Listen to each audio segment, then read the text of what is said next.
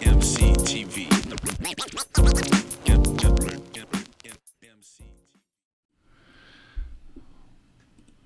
What up, what up? It's your boy, that motherfucker Steve, coming at you live from EmceeTV in Des Moines, Iowa. It's Thursday, so you know we filming tonight, y'all. As always, with me, my dog. West, that's the guy.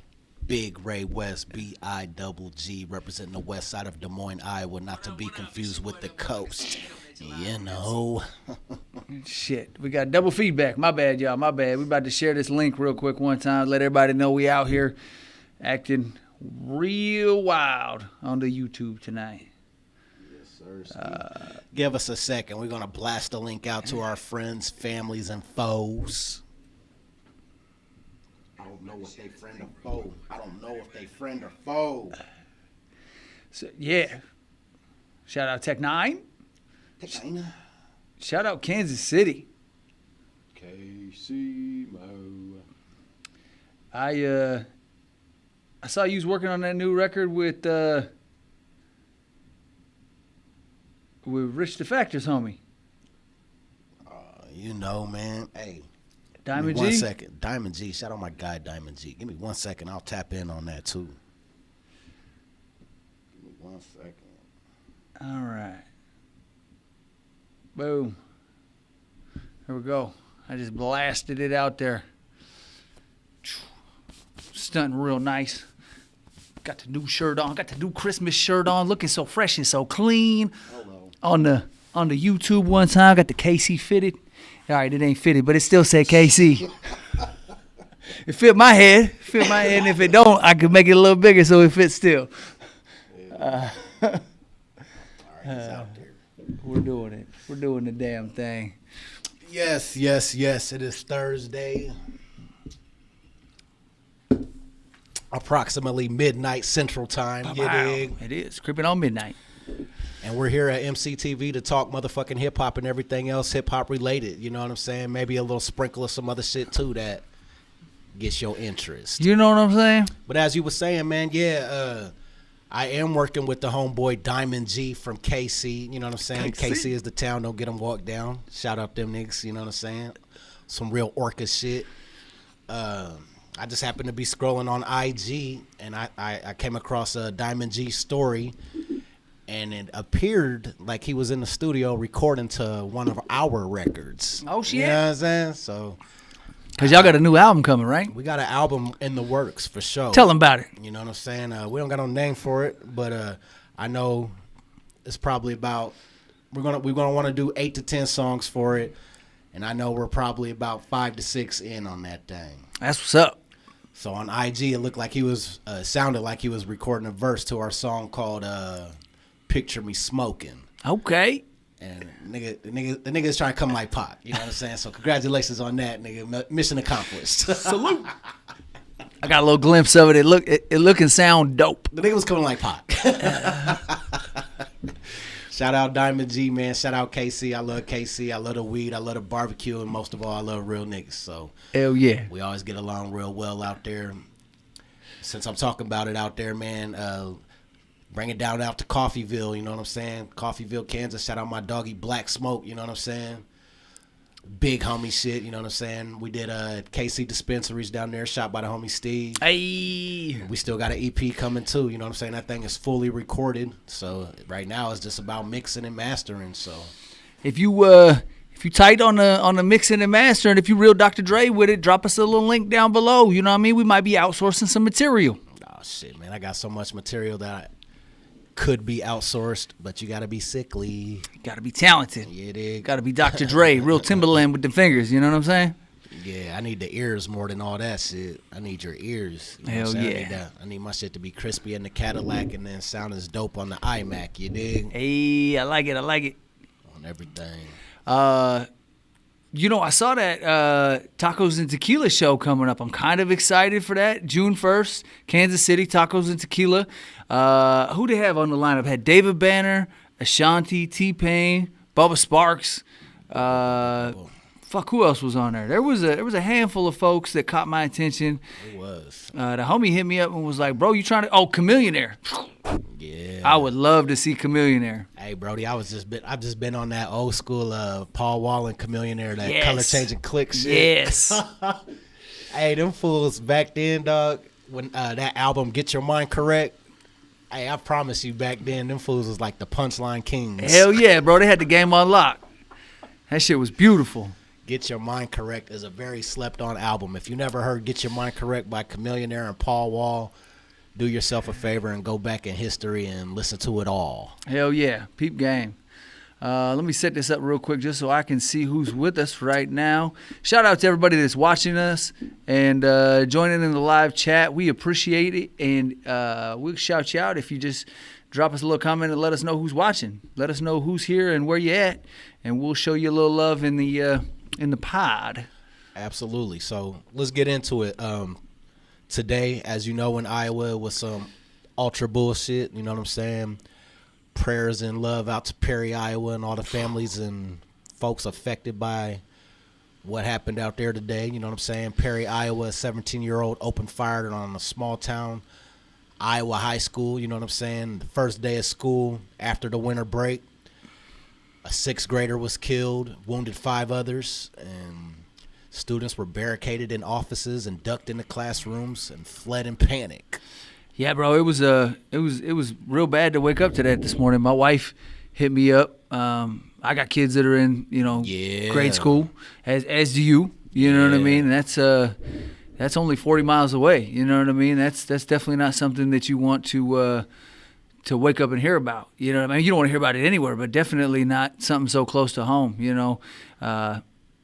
Tragic. Apparently, this kid had got into the school at some point and was hiding in the bathroom, and they do a breakfast program, so you can go to school early and kids could go in there and get breakfast. And so this was before school had actually started, and he was in there hiding in the bathroom with a small caliber pistol and a pump action shotgun, from what the news briefing said this afternoon. I think that motherfucker was doing TikToks and shit too. He was live on TikTok and said, "Get ready." And he popped out and just started shooting people, I guess. But they found a bomb too. He had they called it an incendiary device, and they defused it before it went off. But he had a bomb, and terrible, tragic. Like you said, a 6th grader lost his life. The principal got shot and was flown to Des Moines to be treated, and 4 other people. And I believe one of the questions, they didn't confirm on it because they said it was an open investigation. But they said in the news briefing, somebody asked the Iowa DCI, was his father there? I guess maybe his father was faculty at the school or something, and they made it sound like he had shot his own dad. So, man, the babies ain't even safe at school no more, dude. It's dark, bro. It's dark.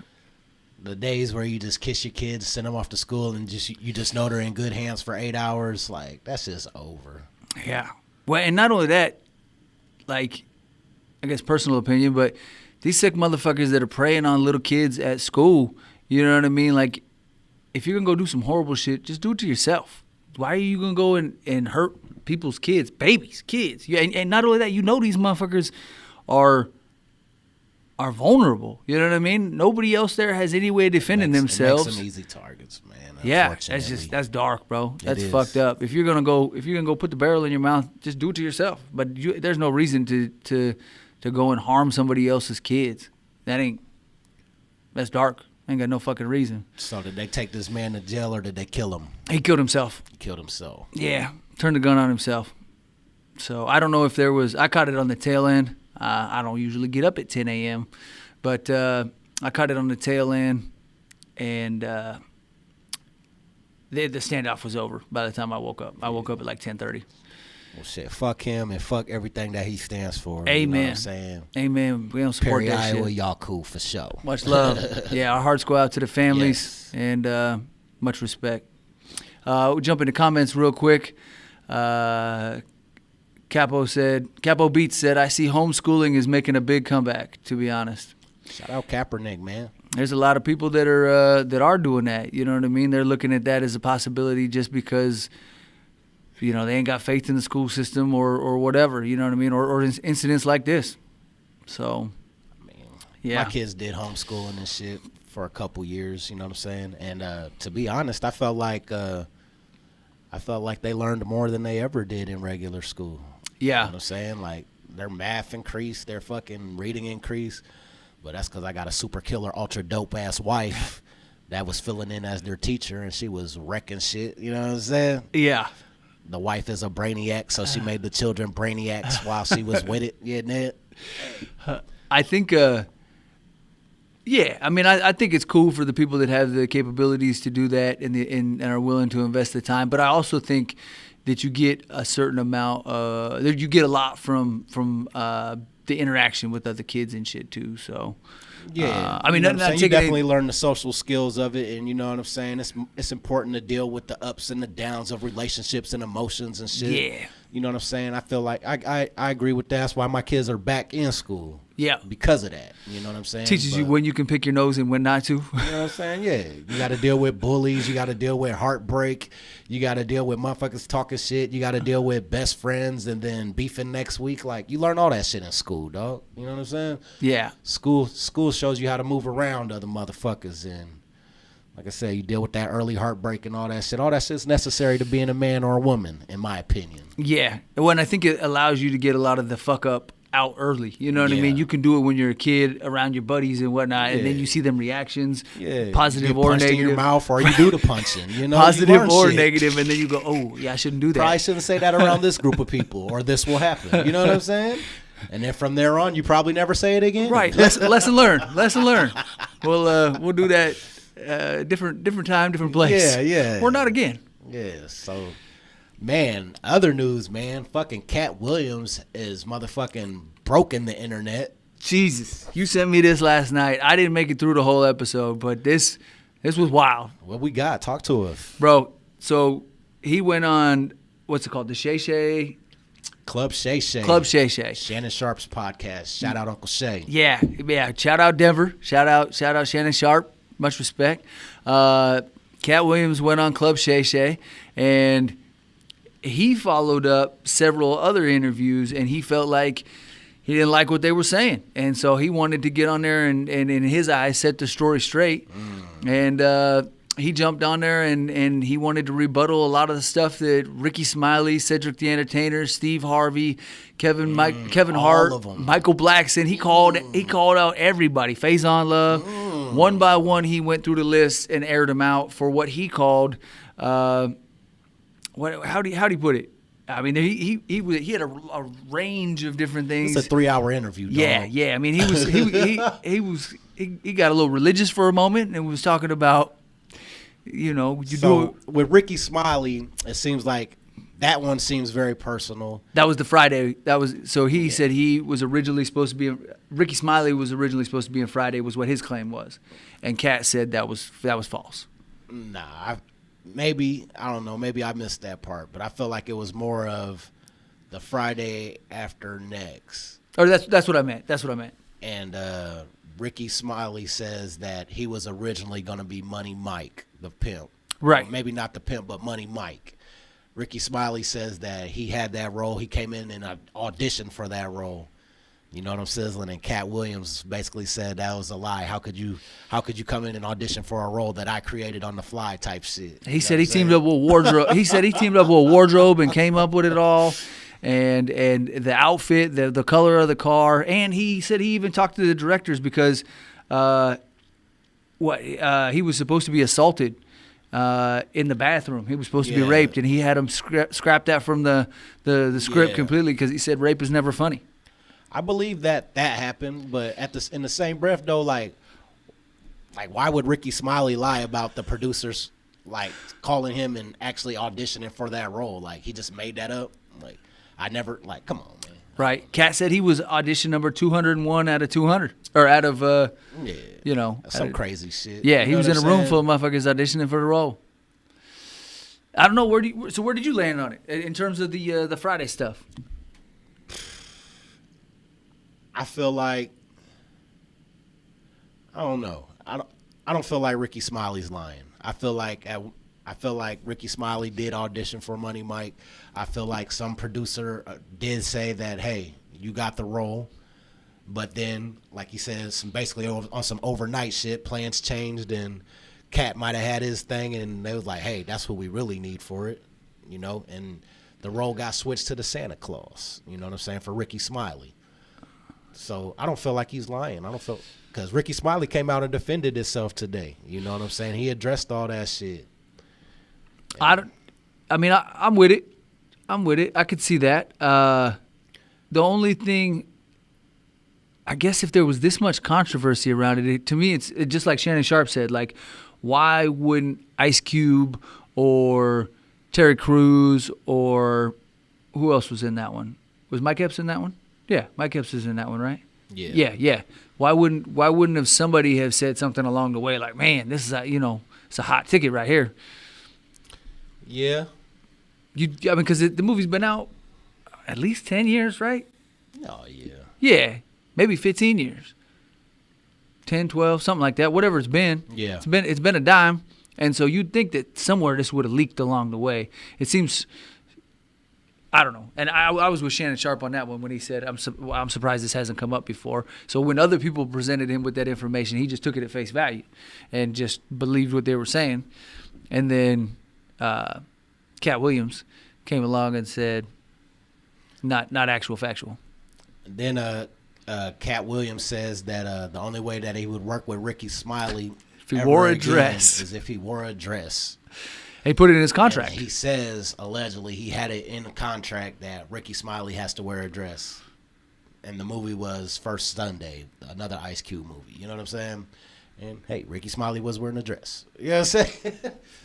Yeah, Ricky Smiley, he denies those claims, too. He says there was never no contract for him to have to do that. He says that character was already alive and it just fit for that character to be in the movie or somewhere along that type of shit. Yeah. I guess the female character that Ricky Smiley was playing was originally from the radio show. He created that character on the radio show and used to do prank calls and shit like that. So I don't know, man. I'm not really a fan of all these men in dresses. When you look back at it, dog, like 90%, 95% of your favorite OG comedians did wear dresses in movies, did play females. At some point, just for a laugh or whatever. Yeah, dog. Martin. You talking about like when he did the Big Mama thing? Big Mama, Shanae. Oh, yep. Jamie Foxx. Tyler Perry. Yeah, Medea. Oh. Well, Ricky Smiley. Yeah. But, I mean, Cedric the Entertainer. Robin Williams, Mrs. Doubtfire. Man. I guess. I mean, yeah. I never really thought about it, but Man. And they're saying, some people are saying, that's that Illuminati shit. Like, you want to blow? You're going to humiliate yourself. You're going to put this dress on and you're going to be a bitch. oh, I think You want to do that? You do that, we'll give you the bag. Okay. We're gonna emasculate you. You know what I'm saying? I guess. Yeah, I never thought about it that way. No. Yeah. Like, just take away all your manhood. You are a bitch now, sir. I mean, hey, you're a female. A female puppy. Oh, yeah, because did Eddie do it? Eddie did it. Eddie? Okay. Did he? I was trying to think. About that. Let me think about that. I said it fast as hell. He did Nutty Professor. He damn right he did it. Did Nutty Professor. Eddie played hella women. Okay. He was just Respucia and Norbit, wasn't he? Well, and then he was the mom in... yeah, Eddie did it. He was the mom in... Eddie did it. In Nutty Professor. Eddie did it. He was the mom. Oh. He was the mom, the dad, Eddie. Or the professor, whatever. Yeah. Well, I mean, I guess he was a squirrel too, wasn't he? Wasn't he the voice of a squirrel? I don't know if that one factors in. Cat Williams also accuses Cedric the Entertainer of stealing his jokes and not being able to write jokes. Now, this has been a thing that's been, it's been a long-going thing probably in comedy forever, but it's definitely been something that people have exposed people for. That's actually what ended Carlos Mencia's career. Carlos Mencia got called out by Joe Rogan. Joe Rogan actually left the Comedy Store, I believe, because of this, because of a falling out with Mencia. And Mencia was working at the Comedy Store in L.A., and he left the Comedy Store for a long time, and then they were able to reconcile. But Carlos Mencia was accused of stealing people's material, and Rogan showed up and confronted him, and there's a whole video of it on YouTube, and it gets a little tense. I'm not a Rogan guy, dog, so I don't know nothing about none of that, Yeah. I don't know nothing about the Rogan circle. I know he's got comedians that he's elevated and shit, but I couldn't tell you who they were. Yeah. But I was just using that as a reference No doubt. because I mean there's a long history of folks stealing jokes in the game for sure, regardless. But yeah, so OG Mark Curry hanging with Mr. Cooper. He accused Steve Harvey of stealing 2, 3, 4 maybe jokes of his. Well, and at one point, Kat says in the interview with Shannon Sharp that they all run in a circle together, like they're all homies, and Ricky, Cedric, and Steve. Yep, and that they all have each other's back, and they're kind of riding a pack together. I believe that. That's like that in any business, though. Like any competitive business you're a part of, there's cliques. Yep. In this Des Moines hip hop shit, there's cliques. Well, and you're stronger together, right? You unite with some folks, and you know what I mean? That's what everybody likes to say, but until people actually do it, right? I mean, it's just talk shit. My man Capo in the Capo Beats in the comments, he said, "Yep, Martin, Eddie, Tyler," and he said Eddie did it in orbit. Eddie, no. Yeah, but and Eddie even bounced back. Didn't he get caught? Not throwing no shade at Eddie. That's my dog. I got nothing but love for him. But didn't he get caught in a limo? Chicks with sticks, baby. Yeah. He got caught with a transvestite riding down Sunset in a limousine on the late night. Eddie, no. I mean, maybe she just needed a ride. He said, "I got more than one seat. There's plenty of room." Holy shit. Cat Williams also claimed Jamie Foxx faked his mystery illness / stroke. How you feel about that? That's deep, man. So I didn't make it through the full 3-hour episode. It wasn't in that. I don't know if it was in that. I think that part was in a stand-up routine he recently did. Because is it not a coincidence that he's on the road right now touring? Who's that? Cat Williams. Oh, right. You know what I'm saying? What better way to sell tickets, right? That's a valid point. But doesn't what's his name? Jamie Foxx, doesn't he have a bad eye from that illness? Or did they fix it? I can't really say. I don't know. I don't know how he's doing after it. I know I've seen clips of him. You know what I'm saying? He's alive and well supposedly right now. I thought he did some selfie shit, and I thought he had an eye that had maybe so drifted off during the accident or whatever. I haven't seen it. But for me, that's hardcore. Like to talk about somebody's health like that and say that they lying, they faked it. I mean, shit. That ain't your story to tell, Cuddy. He did say that during his time in Hollywood that a lot of people came his way and they would just give him information. If he didn't see it firsthand, he was the guy that people were coming up to left and right and just telling him shit. And he kept it under wraps for a long time, Yeah, so imagine being known as that guy, okay? You're the mole. You're the mole. You're the guy that everybody's going to give the information to, and you know that, like, who's to say eventually you're not going to get some bullshit? You know what I'm saying? Everybody knows you're taking notes. Oh, it was deliberate. You know what I'm saying? So yeah. Everybody knows you're taking notes, and you know what I'm saying? I don't know. I didn't think about it that way. A little Russian espionage in there. We're going to feed him some false information. Man, I don't know, dog. I was feeling, Cat went after all the big dogs. He was animated in that interview, too. He was hype. You know what I'm saying? I believe him, though. I believe some shit, but then some shit is like, I don't know. Now, you sent me that video. I didn't recognize the account, but somebody did have a side-by-side of Cat's original bit that was on, BET Comedy? Comic View. And then the bit that Cedric did from Kings of Comedy, side-by-side, very similar. Very similar. I think the only thing that had switched was One was a spaceship and one was a vehicle. Yeah, one was a Cadillac or whatever, and one was a spaceship. I feel like Said did get that. Said did take that. You know what I'm saying? And according to Cat, Said even said, I've seen you perform 30 different times or whatever. I feel like Said did lift that off him. You know what I'm saying? I seen that. I've heard rappers say that when they're in writing mode, they try to avoid listening to other people's music because they don't want to be inspired by it or you're write something. Unconsciously inspired by shit, dog. You know? I believe that. There's also a video, you know, Cat Williams is quick to say, oh, he took this, he stole that, Steve Harvey stole that. And there's a video that's showing Cat Williams stealing a joke. Okay? Cat Williams stole a joke from JB Smooth. Uh-oh. You know what I'm talking about? That the first Cat Williams special, you know, when he comes out to that Rick Ross, every day I'm hustling. He's got a whole routine he does with the Rick Ross song and says the different things you can do when you hear this song. And it's funny as fuck.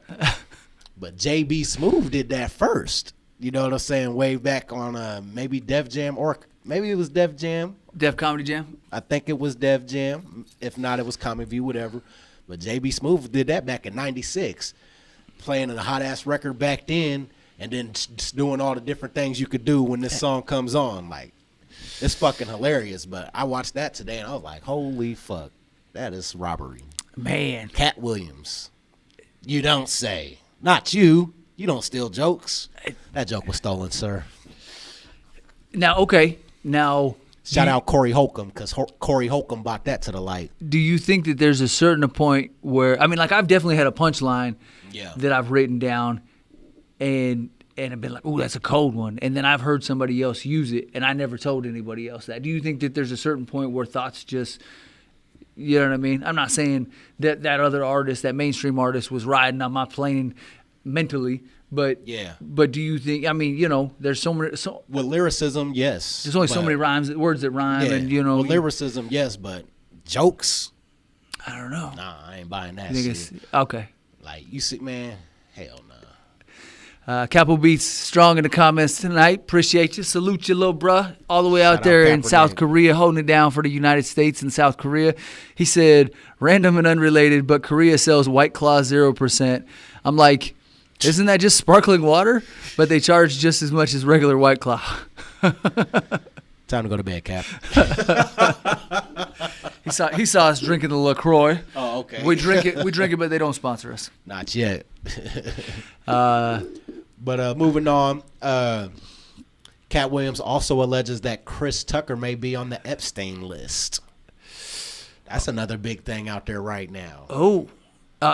Did you see the speaking of the Epstein list? Did you see the Jimmy Kimmel and Aaron Rodgers deal? Yeah. Apparently that erupted in a big way. I don't know why, but I randomly got a Twitter notification from it when it dropped the other. Maybe I followed Jimmy Kimmel. I'm about to say you're probably a Kimmel guy. Yeah, I probably followed Jimmy Kimmel, and Jimmy responded. Yeah, and he was pissed. He should be. He said, that's a major allegation, Cuddy. Right. He said, "I'll catch you in court if you don't stop this now." You better. I guess his family packed up and left was what they were saying. Yeah. That's major shit, That's slander beyond. You come out swinging on that. If a motherfucker tell you, a motherfucker out here telling people that you on that list and you know you ain't, you better be knocking heads off. Right. If you sit back and be Gucci, you know what I'm saying? To me, you look guilty. Yeah. And actually, I was watching the news today, and they brought that up, and a federal judge has declassified certain sections of it.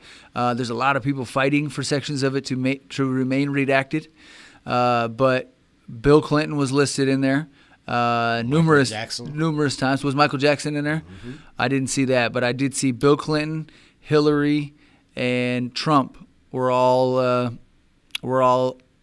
recently announced to have been on the Epstein list. I seen the list. I don't know, but that shit is wild as hell. It's not really though. You think we'll ever see the full list though? Hell no. I mean, because that'll hurt way too many feelings. If somebody jumped in there and pulled the Edward Snowden and got a picture of it, first of all, how would we ever know if it was authentic or not, right? Because I could draw some shit up on a piece of paper, take a picture of it, and say that I Snowden that shit. You know what I mean? Second of all, it would break America if you really knew who was on that list, Jack. Right. If you knew who was getting down, how they was getting down, motherfuckers would be hurt. Well, and then it's tough to give them any leeway, but at the same time, like, if me and you were kicking it and somebody came up to us and said, "You want to go to my island and kick it? All expenses paid?" No. You would. I mean, nowadays you say no, but 10 years ago, I probably would have said yes. I'm not going to no man's island, man. I think I would have got on the boat. I got in the cars with plenty of strangers. Going to an island, See, it's not much. like that, not much of a stretch. We come from different walks of life. Especially if I was drinking.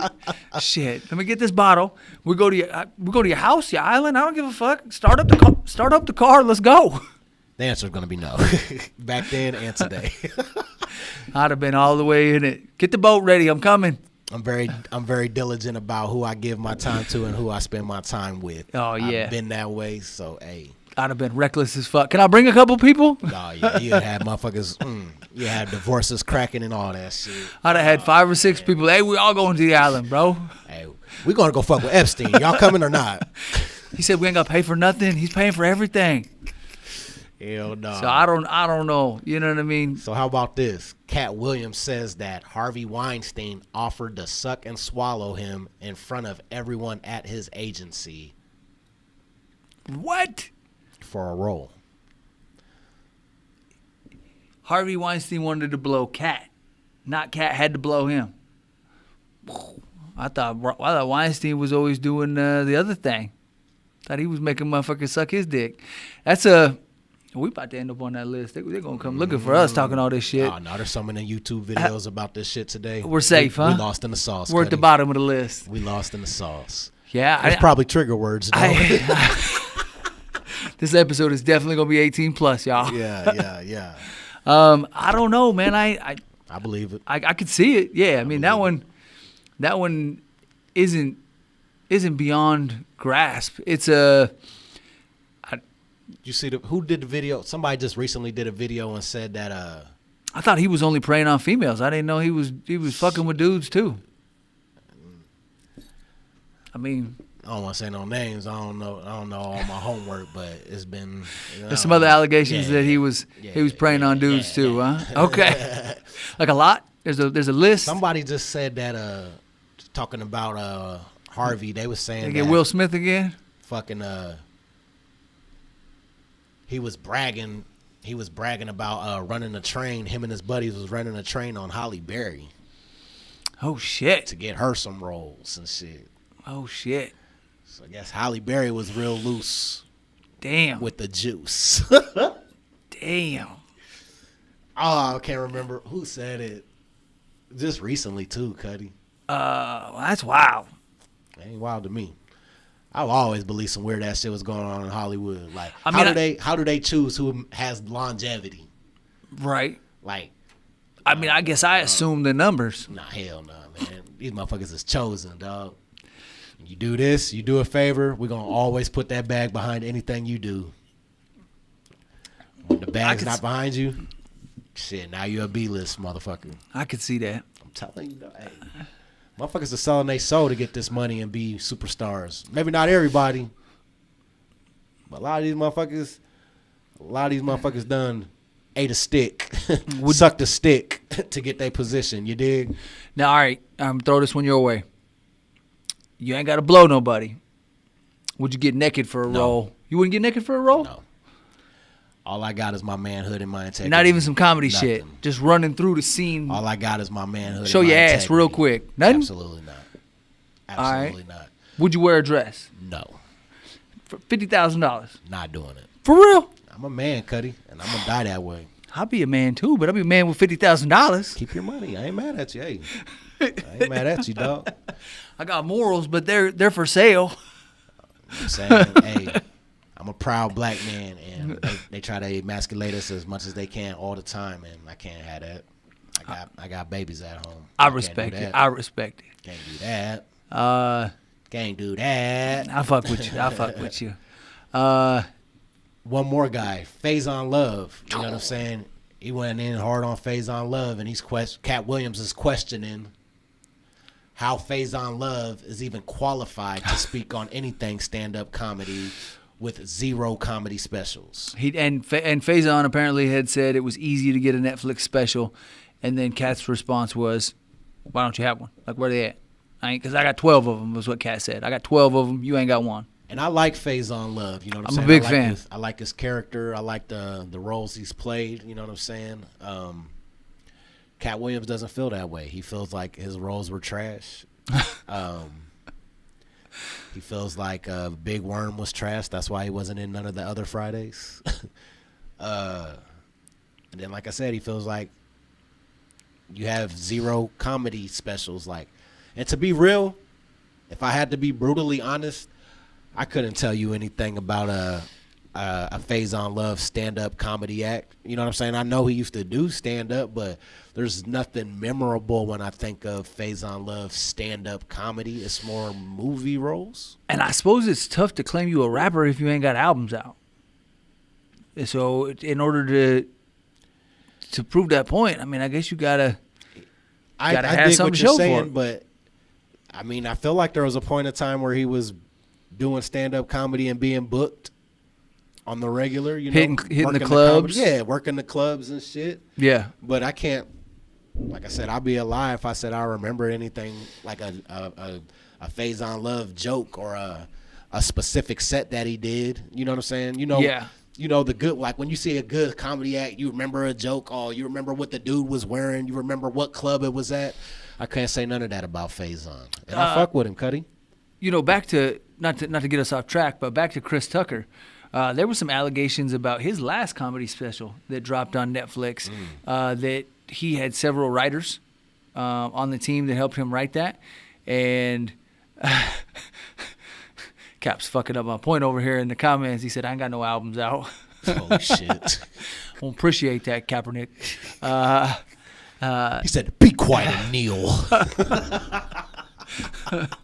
Messing up my point, bro. Yeah, so when that Netflix special dropped with Chris Tucker, there was allegations that he hadn't paid any of the writers. And so Chris Tucker was never really, I mean, he had a couple stand-up moments. Bro, when he was on Def Comedy Jam, he used to be fire. Not for me. Not fire. In the early days, like 95, 96? I mean, you take away the high-pitched voice and the Michael Jackson impersonation, what are we left with? I mean, bro, he was... Give me something memorable. I mean, all them roles. What about Rush Now Hour? you're talking movies. Rush Absolutely, Hour? yeah. But I mean... Now you're talking movies. I'm talking strictly stand-up comedy. But those are just... I mean, the roles are just words on paper. The actor has to bring it to light. Just like Kat was saying. You know I what love mean? him as an actor. I think he's a great actor. I like Chris Tucker. I'm talking about I don't really never cared for him as a stand-up comedian. On the stage by himself, talking to hundreds or thousands. Yeah. Didn't he host Def Comedy Jam after Joe Torre or before Joe Torre? I don't know. I feel like he was a host for a minute. Felt like it was Martin and then Joe. But maybe it could have been. Or maybe Bill Bellamy was in there for a minute, I think, Bellamy, too. Yeah. Yep. As a matter of fact, speaking of Bill, Bill just dropped a new special last year, I want to say. I just seen that when I was scrolling through streaming services, Amazon or something. And Bill Bellamy, that's my guy. Hey, MTV Jams Countdown with Bill Bellamy used to be gospel. That used to be where I got all of my motherfucking music from. One of my favorite movies of all time is always going to be How to Be a Player. That shit was so dope for all Wasn't he in players. Boomerang too? Nah, hell no. He wasn't in Boomerang with Eddie? Hell no. Okay. But How to Be a Player, yeah. That was, early 90s. That's my shit right there. Yeah. Shout out Bill Bellamy, man. Yeah, I fuck with Bill. Salute Bill. Yeah, apparently he attacks he's just trying to get his life back, I think is what Let Me Get My Life Back, I think is the name of the new special. But he talks about everything. You know what I mean? So shit, why don't you go down tell us about Gilbert Arenas. Yeah, let's get on that. I'm not real familiar with Gilbert Arenas, but he was a retired NBA player. Okay, there we go. Appreciate the alley-oop on that one. He's a thug. Got suspended for bringing a gun to the motherfucking stadium and shit. He thought it was white men can't jump. He said, shout out Agent 00. I might need this. Caps in the comments, he said Martin and Bernie were some of my faves on Def Comedy Jam. No doubt. No doubt. Bernie Mac was a fucking monster. Yeah. When he came on the scene with the whole Chicago bit. And I ain't scared of you. Kick ass. I Kick ass. ain't scared of none of you. I ain't scared of you motherfuckers. Shit. I'm sitting there like, that boy scared to death. Oh, shit. All right, so Gilbert Arenas spoke in defense of Kevin Hart. Uh-oh. After Cat Williams called Kevin Hart an industry plant.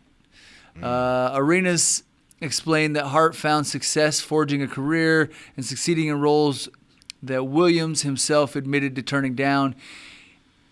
In Arenas' eyes, that didn't make Hart a plant, but instead someone simply making do with the opportunities he could get. How can you misconstrue that? That's very clear to me. Yeah. When you break it down like that, I got to side with Gilbert Arenas. Like, I feel like in the interview, Cat made it clear multiple times that the last 5 or 6 back then in that time, the 5 movie or 6 movie streak Kevin Hart was on, he said all of those movie roles was on his desk first. Okay, you didn't want to do the movies, so shit on the guy that did want to do it. Yeah, I mean you can't knock that. You passed on it. Somebody picked it up and it ended up being hot. I mean he got a bunch of roles with The Rock that took off. You know what I mean? And then what was he saying? That fool Cat said. Fuck that fool said. I can't even remember. He made a lot of claims, bro. Yeah, he did. He came in there loaded. I feel like he took an Adderall or so. He said he didn't take any drugs, but I feel like he took an Adderall because he was to early the in the point. interview. Uncle Shay was like, "We might not have to let you drink no more because I I don't saw know that. about you, Cat. I don't know about you right now."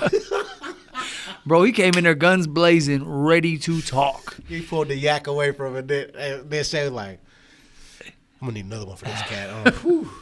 He said, "Cat, I hope I still got my platform after this." Bro, he went in there after everybody. He went. I still hope I got Club Shay Shay after this drops. And that shit had like 2 million views today. In less than 24 hours, it was at 1 million. I know that. Yeah, it was on fire. Broke the internet, and it's dope. Like, you know what I'm saying? Obviously, controversy sells. You know what I'm saying? Motherfuckers want to hear motherfuckers dog people out. That's the name of the game. You know what I'm saying? If it was all love and shit, wouldn't nobody watch that shit. But to me, it's no coincidence at all that Cat Williams is currently about to be on tour. Like, to me, that just answers everything. You think it's a shock value thing to get his name back in the news? I don't think everything he's saying is lies, but I think a lot of it is just marketing. Like, look at the timing. How many people after they watched this interview said, "I'm getting my Cat Williams ticket today"? I already had mine. Guarantee check thousands. Check the Instagram. Guarantee you thousands. I guarantee you that man sold so many tickets today just off of that interview. Well, I mean, I made the comment to you personally when we were talking. I said, you saw what Chris Rock did. You know what I mean? And not to say that any of that was staged with the Will Smith thing, but when he went on tour after that, sold out shows across the country. So when he got slapped, did he had a tour already lined up? I don't know the exact details of when the tour was launched or if he already had planned on it and just hadn't announced it or what the case was in terms of those details. But I know that he went on tour shortly after that. It's a known fact that this fool has a tour lined Sold up out. way before before this podcast. Motherfuckers knew that you and I Cat Williams was coming to your town. You and I talked about it months ago. Arena tour. So, I don't know. To me, that's zero coincidence. Like, this motherfucker's brilliant. He know what he's doing. Yeah. Now, do you think Cat anticipated this much reaction from it? Yes. Listen to what he's saying. I mean, yeah, he's talking big shit. He knew he was finna break Club Shay Shay. He knew he was finna break that motherfucker, dog. Like, as soon as the camera started rolling, he ain't, like, the first 2 minutes, he was at motherfucker's head. It was almost like a monologue. You know what I mean? He came out hot. Boom, boom, boom, boom, boom, boom, boom. Bullet points. Diligent. He knew what he was doing. It was lined up and ready to go. That shit wasn't he didn't just wing it. You know what I'm it saying? wasn't off the cuff. That was orchestrated. I feel like Shannon, though, to be fair on Shannon didn't know it was going to go this way. No. I mean, you could see the reaction. He was like, Cat, what? Cat, come on. Like, Shannon was drunk as hell by the end of that show, drinking all that yak. Might as well enjoy this. The sponsors ain't going to sponsor no more. Man, that shit was crazy. Yeah. It was a good interview. It was I mean, it's 3 hours long, so again, I didn't get a chance to watch it all, but I got through the first hour of it. Admittedly, I don't have a YouTube Premium account. There's a lot of ads in there, and you know what I mean. I got to click every once in a while, but it got me through a shower, some laps at the gym, you know, a little workout time, and just some housework, and it was entertaining as fuck. So Yeah. I appreciate what Shannon Sharp brought to the table. I was a fan of him as an athlete. That was my first introduction to Club Shay Shay, and thank you to my homie Ray West. And it was interesting. I enjoyed it. It makes me want to go back and peep out some of the other episodes. There's a zillion. There's somebody on Club Shay Shay for everybody. You know what I'm saying? And I think it's orchestrated really well. It's put together nicely. The layout is smooth. You know what I mean? The with the fire pit in the back. You know what I mean? And smooth. Yeah. So Kevin Hart finally responds today. You know what I'm saying? Fired back at Cat Williams. And you know what I'm saying? He just kept it G. You know what I'm saying? Kept it classy. And basically the overall message was, you got to get that anger up out you, champ. It's honestly sad. In the meantime, please enjoy my movie trailer to my next film, Lift, which will be dropping on Netflix in 8 days. You know what I'm saying? And that's pretty much where he left it at. He didn't get all into the back and forth. You know, Kevin already did it. Kevin already addressed Cat Williams years ago on The Breakfast Club, if you remember. So, and they've kind of had beef because they were both. I think their height was a target between the two of them, right? They're both similar in size, and they were like, yeah, you taking shots at them, dog? No, not at all. No, I think they traded. You try to say short niggas ain't shit? I think they was trading blows, talking about their size and shit. You know what I mean? Cat Williams said he hasn't been in the same building with Kevin Hart in over 20 years. Damn. That's like The Rock and Vin Diesel. Haven't been in the same. Damn, they beefing? They were. They couldn't even be on the same set for a minute. Wasn't it The Rock and Vin Diesel? Shit, I don't watch that shit. Fast and Furious, I don't watch that shit. Oh, for real? After the first three, like, why are we doing? The only way I'm watching the 10th or 11th installment of a movie if it's Nightmare on Elm Street or Michael Myers or Friday the 13th. I mean, come on, bro. They added Jason Momoa. I don't know. And I'm just playing. He's from Des Moines, bro. Shout out Aquaman. But Aquaman 2 just hit theaters December 25th. I ain't never seen either one of those either because I don't do superhero shit either. I don't do none of that shit. The only superhero movies I watched was Black Panther because obviously it's fucking Black Panther and I'm a black man, so I had to see that. I had to take the kids to that. We had to jump on the wave. Damn it. I seen Black Panther and my kids wanted to see Venom, so I think them are the only two superhero movies I've actually watched from start to end. Oh, bro, you missing out on Tony Stark? I don't even know what that is. Iron Man. Don't do that. Oh, bro. Never been an Iron Man guy. I'm an Iron Man dude. I fuck with it. My brother Spider-Man? hell no. Not even Black Spider-Man? My brother had the toy. I remember as a kid, that motherfucker was badass. I always played it. I wanted to take that motherfucker and play him with the wrestlers. So I had Black Spider-Man getting DDT'd and leg dropped and power bombed and shit. Shout out my brother. Hey. Well, no. I mean, not black outfit Spider-Man, but That's what I'm talking about. Miles Morales is the Black Spider-Man. Oh, you're talking about a black man played Spider-Man. Yeah. I had no idea. See? Put him up on game. There you go. It ain't game I'm going to play, but I heard you. Fair enough. Message heard. Nah, man. It's just, I don't know. That shit just never intrigued me. I like, Superhero shit. I like, as Ray would say, you know, I mean, I like getting stoned and watching a good, you know, what is it?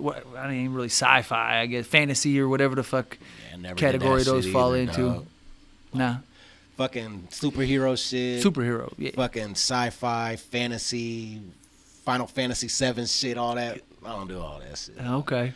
I'm more of my shit is plain, dude. I'm action, horror. That's pretty much it. And comedies. Did you say horse? Married. Sorry. Married, man. Reeling it in. Hey, but back in the G, though, he would have said that. No, but them horror flicks, you know what I'm sizzling? I dig them, man. I like scary movies. Like, with my son, me and my son just sat down and watched that new Exorcist. Okay. That shit wild as a motherfucker. It had two crazy bitches. Ooh, you need to watch that new shit. I can't fuck with it. You don't like that scary shit? No. I got enough scary shit bouncing around in my head. I don't need no extra shit. Man, that shit was hard. I like that shit. That's wild. So I was I know this ain't your flavor, but while we running through the news, man, I was watching the news this morning. My bad, I got a little excited there. I was watching the news this morning. Yeah. These folks in Oregon they were hiking through a trail, and they had their golden retriever with them, and the dog went off a 300-foot cliff, and lived. That's awesome right there. But there was no way for them to go down there and get him, and so they had to. It was down there, and the tide was coming in and whatnot, and remarkably somehow they got the Coast Guard to come and save the dog. They got a helicopter and sent down a basket, and they got the dog up. He had a punctured lung, a broken jaw, maybe a leg or something, but they were able to go down there and retrieve the dog and get it to an animal hospital. And it's they said this might have been a day or so ago, but it hit the news this morning. But it said it made everybody feel really good to be able to do something selfless and really get out there and help somebody. Motherfuckers treating pets better than motherfucking humans these days. Ain't that crazy? Nah, man. I think that they just saw somebody in need. I don't think that those services were short of any. Nobody else was missing any services because they were helping this dog. But shout out the dog, man. Yeah, you know what I mean. It made my heart feel good. You know what I mean. You must be a dog guy. I got a couple dogs. Yeah. What kind of dogs you got? I got pit bulls. Pit bulls. Okay. Very nice. They're terriers. Okay. My daughter's a dog female, but hey, we ain't getting no more. She don't know that yet. But yeah, I don't know, man. I'm not a pet guy. I mean, dogs is cool. You know what I'm saying? One dog, I could tolerate one dog. But once you get 2, 3, 4, 5 all in the same house, absolutely not. Yeah, I mean 5 is probably a lot unless you got a big ass ranch and they just. What you tell me? You got 4? No, I'm saying, but you know what I'm saying. Like 2 ain't bad because then it'd be lonely if you didn't have nobody else to talk to your entire life. So talk to, it's a dog. But they communicate with each other. They communicate with you when you get off of work. Yeah, nah, man, that'd be boring as fuck. You just that's jail. You just sitting in the crib by yourself all day, nobody talk to. But motherfucker, you in a house. People's giving you a house. They feed you every day. You got something to drink every day. You get exercise every day. You talk about boring. Exercise. I mean, I let him out in the yard. I ain't going out there. Run them laps.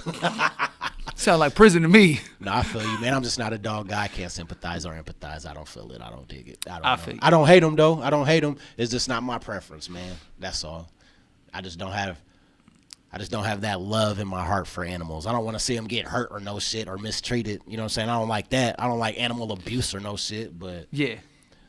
I ain't finna break my neck for no motherfucking animal either, though. I fuck with it. You know what I'm saying? I feel you. Rapper Ja Rule signs a new label deal that could be worth up to $100 million. It's murder. Rumored to be recording his first album since 2012's Pain is Love 2. The homie M80 jumped on this real quick and made a reaction video. Did you see that? I did not. Oh, shit. So, he's a comedy-ass dude anyway. Shout out my dog, M80. Well, yeah, much love to M80. So he got on there and said, newsflash, any deal that you sign could be worth up to $100 million if you sell millions of records. $1 each, folks.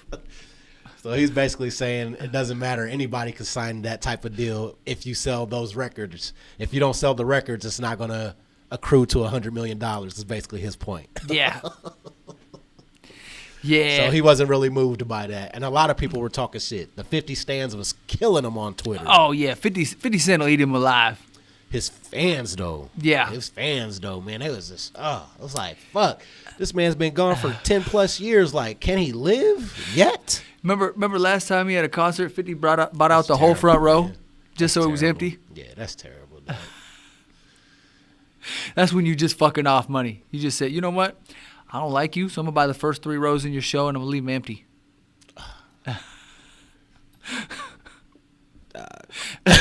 It's creative as fuck. I love it. Is it dark? It's a little dark, but I give him a fucking. I mean, I guess ultimately it's a bad look for like film, but I mean, he did get the money. You bought the ticket, so shit. I think 50 bought all of his masters too when Murder Inc. filed bankruptcy. Excuse me. Man. Yeah, 50 bought. So every time a Ja Rule record plays, 50 gets paid. No. 100%. No. Yeah, because when Irv Gotti? When Irv Gotti went to prison, I think they were behind on taxes, and I think the IRS seized Murder Inc.'s assets to cover the tax asset. 50 Cent does not own Ja's Masters. 50 bought Ja's Masters. There was a post at one point saying that. I guess I don't know if 50 had posted that.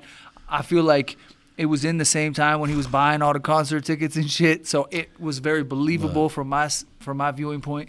Look, dog, hey. That's some shit motherfuckers lose their life for real. You know Michael Jackson did that to Eminem, right?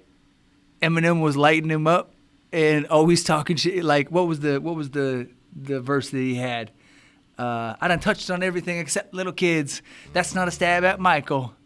And Michael Jackson he was still alive back then, and he went and bought the fucking master from Interscope, and he said, "Go ahead, play that record all you want. I get paid." That's some baller bullying shit. Boy. Exactly. Fuck you. I got your master. 50. That's grimy, dude. I don't know if I dig that shit. Hey. Ultimately, that's still a grown man that's out here trying to eat with kids and family. You know what I'm saying? I don't know the extent. I mean, we know a little bit about the beef, but we don't know how personal. Obviously, it's got to be real personal to do some shit like that. Tried to stab him. I'll try to do more than that. Oh, man, that's hardcore. It puts a bad taste in my mouth. He said, let me get a little taste of this LaCroix. Wash it down. You know, I mean, it's comical from a viewing point, but at the same time, I can see what you're saying. You know what I mean? That's fucked up. It's humorous. It's a humorous approach to fucking a motherfucker's life up. You know what I mean? I think it's only funny to people that don't fuck with Ja Rule. I was a big fan. I had that. What was his first album? Vini Vidi Vici. Yeah. I had that one. I was bumping it hard, and the joints he did with DMX and shit back in the day, I fuck with them. You know what I mean? But what was that? A Cash Murder Click or some shit? Yeah, I mean there was several different collabs that Swiss Beats and Ja Rule and them did, and they're great workout joints. You know what I mean? Like I think they used to be in a group together. Oh yeah, DMX and Ja Rule. I feel like that's quite possible. Yeah, I can't remember though. But you know what I mean? Some of the shit like. I think Ja recently performed at a Milwaukee Bucks halftime show on like a 90s tour, and he got booed. Yeah, he came out, and these are just fucking basketball fans. 50 didn't buy the stadium out. You know what I mean? And just regular fans were like, get this fucking dude out of here. 50 Cent did to that man, though, dog. Man. That man was one of the hottest on the planet. You know what I'm saying? Ja Rule and Ashanti was running the charts, and man, they picked the wrong beef, dog. They picked the wrong beef. Yeah. Yep. That's sad, dog. That man fell. He fell. Hard. You think we hit him up and see if we get a verse? Yeah. It ain't me, Ja. I fuck with you still, baby. I do an interview with you. You know what I mean? I fuck with you, Ja. And I'm going to slap the new album. Yeah. It's probably an EP, short. Disrespect. And tell us about the Big Fish meats, dog. We got some big meats news. Sounds like he might be getting early release. The Sticks is in trouble. Oh, the legal BMF, team. That's some powerful letters. Legal team asked for another 3-year reduction, and so it sounds like they previously got one back in 2021. He's scheduled for release in 2031. And, they're hoping to get it down to 2028. Oh, my gosh. Probably a lot of stuff going on with overcrowding and things like that, I would imagine. He was locked up in the BMF, what do you want to call that? Operation. There it is. Operation that the feds handled. That was Detroit, right? Mm-hmm. Yeah, they were out of Detroit. You know, we're going to Detroit. I just got to slide it. Detroit, let everybody know we're going to Detroit at least once episode, and it just happened to be the same time. Anyways, Big Meech should be getting out in 2028 if everything goes right. So, I think he's in Florence in Supermax in Colorado. They said that fool received over $270 million in drug trade profits from the late 90s all the way until 2007. They were running the game. $250 million, that's some crazy numbers, Cuddy. Yeah. It's $250 million. And money was, you think about in the 90s, money was a lot stronger. Oh, my gosh. We didn't even have the internet. We had the internet, but it wasn't what the fuck it is today. So, you know what I'm saying? You got to feel like, you know what I'm saying, he still has juice. Obviously, he's sitting down still, but you got to feel like he still has juice from wherever he's at. You know what I'm saying? You still got to imagine that he still got hitters on the motherfucking benefit packages. You know what I'm saying? Well, I guess it's been 6-7 years ago, 10 years ago. Who was the dude that, was it Rick Ross that had Big Meech, Larry Hoover? Who had that track? Was it Rick Ross? I don't fuck with Ross really, but probably. Sounds about right. I feel like he had a record called BMF, Blowing Money Fast or some shit. Yeah. I don't know if that's the song you talk about. I feel like that's what it was. Either way. Yeah. Yeah. So my question is, you know what I'm saying? You assume that he still has juice. So is it the type of juice to where when he gets home, shit's about to get turned up? Or it's like, hey, look, I'm laying low. I learned my lesson, motherfucker. I'm flying straight. He could still fly straight, but I think that there's enough motherfuckers out there that would give. Look what the real Rick Ross did. You know what I mean? Yeah. He got out, and he was able to get free, and he's done movie deals and book deals since then. I think this hip hop game is prime for a exec in his stature to be able to come in and really get back in the game. You know what I mean? Jeezy and a lot of them dudes, really saluted him. The game has changed so much. Yeah. But Meech is gonna hit the ground running. The industry is not ready for no fucking Big Meech and BMF. And I would assume he's been in there, gears been turning. Ain't nothing to do but read books and think. Shout out Meech, man. I don't think he was just napping and lifting weights. I'm sure he was lifting weights, reading books, and formulating a plan. I'm sure a lot of people is going to be very happy to have him home, but I'm sure there's a lot of motherfuckers that's going to be petrified that he's home. You dig? Yeah. Where's his brother at? I don't know. Because it was him and his brother both. I want to say the names. All right, we're going to cheat here a little bit, y'all. Flannery. So it was Demetrius and Terry Flannery. So Big Meech was Demetrius.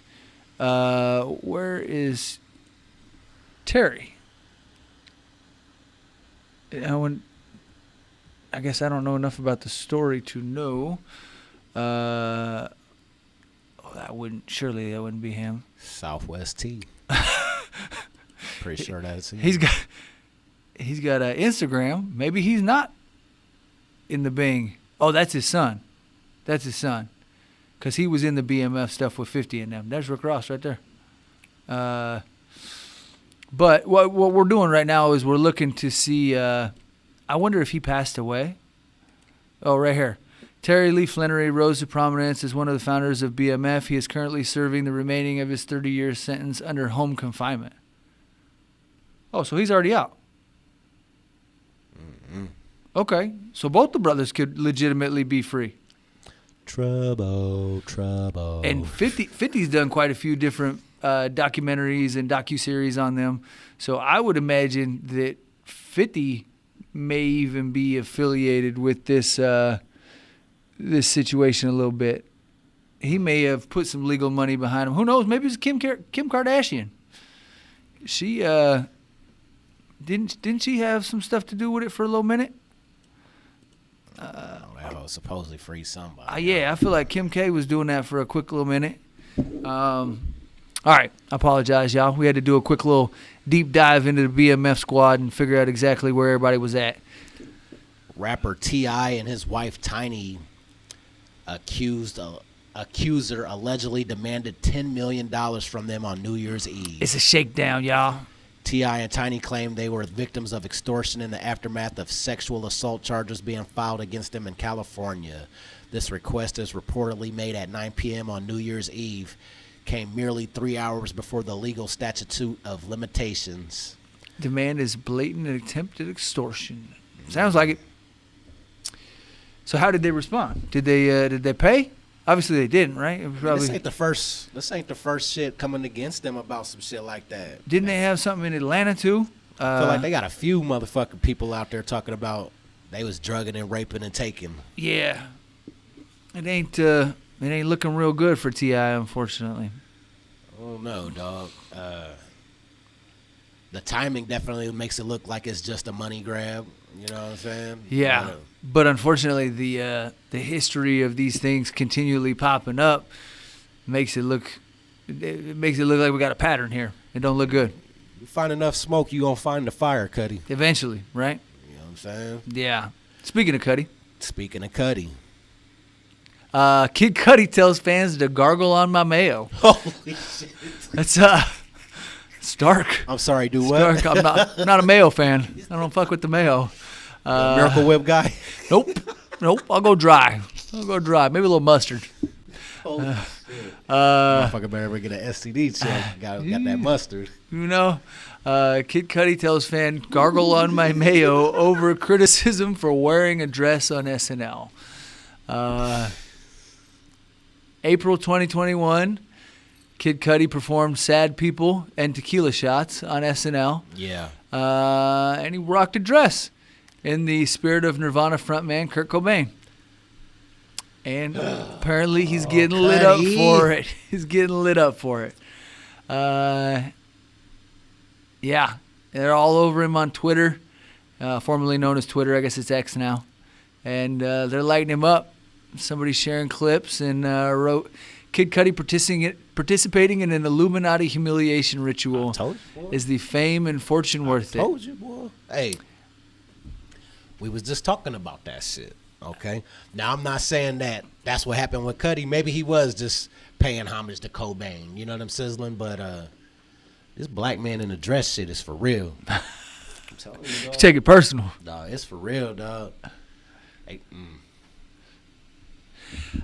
I don't read that much into it. You know what I mean? If that's what the man says, I kind of take it at face value. I mean, I guess at the same time, coincidentally, that has been popped up on 3 or 4 different topics today. So that doesn't help my case. I guess that I'm just rolling with the punches here.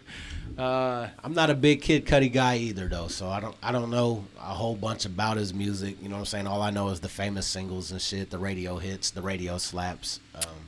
What about you? I saw him live. I got some pretty dope pictures of him. He rocked that the concert that I saw with Eminem, D12. Who else was the big headliners on that? Kid Cudi was there. Yeah, it was at that Can Roxas festival down in Kansas City a few years ago. Okay. And I got to see him. I was impressed. You know what I mean? I thought he rocked the stage. He did a great job. It was cool. It was fun. Yeah, over the years, he's done some dope shit that's really impressed me. Yeah. And then, there's been some other ones that, I was less than, and they were cool, but I wasn't as impressed with, I guess. You know what I mean? Like, yeah, he does some cool stuff. He was kind of doing the stoner shit. Yeah, and I feel like he kind of did the Tory Lanez vibe a little bit before Tory Lanez got there. You know what I mean? Kind of like. Oh, so he could sing and all that shit. Yeah, I felt like there was some singing and hip hop. Excuse me. Singing hip hop type of stuff going on. Yeah. Before Tory kind of got on the scene. Who was the other one that was kind of like Tory Lanez? They were kind of going back and forth there for a minute. Trey Songz? No, I don't know. Yeah, nonetheless. Either way. OG rapper Daz Dillinger blasts Dr. Dre over the Chronic royalties. Daz also claimed that the rights to the work revert back to him in 2027 and that he won't be clearing anything to do with his tracks he contribute to unless he's paid what he believes he is owed. Daz wrote on IG, remember Daz copyright reversion laws is filed. I want percent. He said he wants percentage, not points. So y'all on a time limit, 4 more years and it all reverts back. Then it'll really, he said, then it's really fuck him. He says he ain't clearing shit. I'm coming. He wants to know, Dr. Dre, you plan on robbing us like Death Row? So, but Snoop, I'm confused by this a little bit because Snoop owns Death Row now, but I think some of the catalog wasn't transferred to Snoop. Like who? Snoopy doesn't own the Chronic. Okay, and I he think did. Dre got the Chronic. Oh, did he get the masters to it? I think Dre got the Chronic. And then the Chronic wasn't. I don't think the Chronic was involved with the Death Row sale. And then All Eyes on Me, somebody retained as well. I believe. There's like a clearinghouse or somebody that has that. Okay. If it's not the Tupac estate, then possibly, you know. Yeah, they bought it off of Death Row. But you know, this brings up a thought. Didn't Snoop Suge transfer Death Row over to Ray J at one point to run for him? Did you ever hear that? I know Ray J was over there doing shit. I could have swore that there was, like, he had power of attorney or something for Suge for a cool minute, and he was supposed to be running shit. I mean, we got to holler at Reggie Wright. We got to holler at Reggie Wright Jr., man. He'll set us straight. We'll ring him up. We'll ring him up. Man, it seems like Daz and Dre ain't never been eye to eye since the Chronic. To be real, you know, Daz wasn't on 2001. But was he? I guess he wasn't fucking with Suge back then either, though. Was none of them was. Well, no, I was just trying to figure out. You know what I mean? Like when that alliance split between Dre and Suge. You know, was there? I think Daz got out. I think Daz got out of there in '98 or some shit. Was it that early? That late, really. Dre didn't leave till what, 99? What? When did Dre leave? 97? Dre had to be gone in 95, Cuddy. Pac died in 96. Oh, yep. Okay, all right, yep. I'm fucking up the timeline a little bit. All right. The Chronic dropped in 91. Oh, yeah, no, I was thinking the second one. My bad. The Chronic 2001. Dropped in 99. 99, yep, because that's when they went on the tour and everything. Okay. All right, you're right. You're right. So he was probably gone in 95? Who? Dre. Yeah. Yeah, Dre was gone in 95. So. Daz stayed over there as the producer. Yeah. And I think. From Dre's perspective, you would have thought that would have, you know what I mean? That might have made things a little funky. Like, I'm out. You sticking with the other? It probably did since Snoopy was gone too. Right. I feel like Snoopy left in what, 97? No Limit. I was gonna say he went and did the not the Dogfather, but the Game Is to Be Sold, Not to Be Told. My favorite No Limit album by Snoopy, by the way. That's probably right. 97. So Daz stays behind. And I think him and C-Style were gonna do a venture through Death Row, Dog Pound Records. Okay. And apparently Suge Knight had green lighted that, and they were gonna bring Crooked Eye. You know what I'm saying? Crooked Eye was fucking with the Dog Pound. You know what I'm saying? DPG Records. They was all Long Beach homies. Yeah, they was all doing that thing. But I guess Daz and Suge had fell out over a meeting or some shit. You know what I'm saying? And the DPG Records shit was off. So they were saying they was gonna go independent. They were done with Death Row. Fuck Death Row. You know what I'm saying? 98, maybe 98ish. Yeah. Crooked Eye goes up. They didn't tell Crooked Eye that they fell out. Crooked Eye goes to see Suge Knight, and Suge Knight just says, "Look, I want to do a deal with you." You know what I'm saying? So Crooked Eye goes to Death Row. You know what I'm talking about? And Daz and all them leave, and Crook's the only one on the row. You know what I'm saying? So that's how that beef, I feel like. And then is that Is that where we're getting into Crooked Eye having kind of feelings over the his contributions to Dysfunctional now? Dysfunctional Family. That was a great soundtrack. So Dysfunctional. That was Family. the Eddie Murphy movie, right? No, that's an Eddie Griffin stand-up comedy. That's what I meant. Eddie Griffin. Yeah, that's an Eddie Griffin stand-up comedy. Yeah. They did the soundtrack, featured Jay-Z, Ja Rule, Ashanti. You know what I'm sizzling? Crook probably did like 7 to 9 songs on that hoe. Yeah, he says he's owed 6 figures for that. He never got paid. When asked why he left the label, you know what I'm sizzling? Crooked Eye was quoted as saying, "There is no real Death Row Records anymore. Once Suge was removed from the picture, there was no Death Row. You can't be Death Row without Suge." Now, do you think that you think that comment was a recent comment? No. This is old news. Okay, so that he wasn't referring nothing to Snoop. This is old news as far as when Snoop first purchased it. So okay, so yes. it was kind of directed a little bit towards Snoop. I would say so. Okay. I would say so. Because at the time, I want to say Dysfunctional Family was up and streaming after the purchase. And that caught his attention. Like, you got my shit up there streaming, you know what I'm saying? You the owner. Like, can I get paid, baby? Can I get paid? Yeah. Hey. And Snoopy, the way Snoopy sound like he got a good heart, I feel like eventually he's got to make it right with Daz and Crooked Eye and all these other guys. You know what I'm saying? I'm sure you made sure G-Dub, Warren G, and you know what I'm saying, your immediate guys are eating. You know what I'm saying? I don't know. Shit. Don't get me out here lying. But. Well, it does put Snoop in an awkward position, right? Because I'm sure he was excited to come back and buy Death Row and get these masters. But now, and I don't mean this in a disrespectful way, but now it's kind of like all his old homies are turning on him like, yo, where's my money at? You know what I mean? The paper got to be right, kind of looking at him like you owe me all this money, but has Snoop even really generated any royalties off of this? You know what I mean? I feel like once the catalog is up and streaming, if it is, I think it is, there's your money right there. Sure, but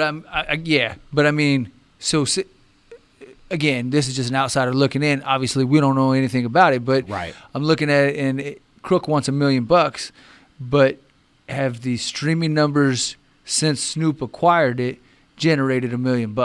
Where Snoop would go in the hole at that point, right? Motherfucker, you just bought Death Row. I feel like your money's long.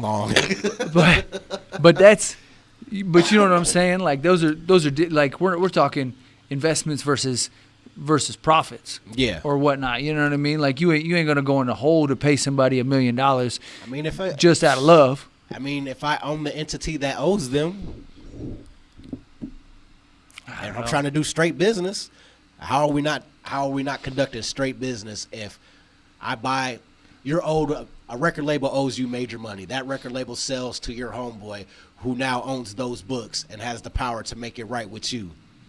But I think the person that previously owned it would have that debt. You may have transferred the ownership of the asset, but but like if I have a bank, and I feel like the entity owes them though, not a specific person. But Death Row Records owes them. But if the previous assets weren't being paid by the previous owner, yeah, then those assets are still due from that person. Going forward, maybe Snoop could generate revenue and pay them. You might be right. I don't know. You know what I mean? But just because I buy an apartment and it starts to generate income. Okay, so let me ask you this: if it is that way, I mean, I'm just trying to work it out. I'm trying to work it out in my head. You know what I mean? Make it logic. I own the label. I sign you. I owe you 6 figures. I'm not paying you anything. Okay. I sell the label to another guy.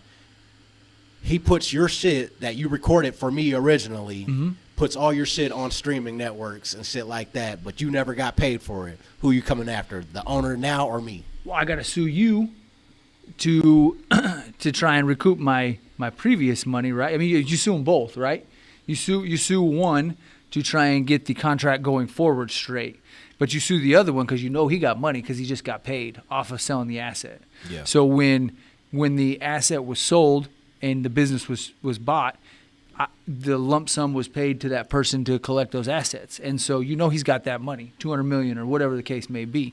So you say, hey, you owe me $1 million out of that $200 you got. So you sue him in court for that to get those back, the back funds, and then everything going forward, you sue him to try and get this shit straight going forward. And I think what makes it even more fucked up, they were all friends. Not even that. The raid, when the Death Row Records offices were raided, all hard drives, all paperwork, all that shit was taken. So there's no way to prove shit no more. Oh, look, but so that, I mean, it's probably in a safe spot, right? You just got to subpoena that shit from the feds. I imagine shit.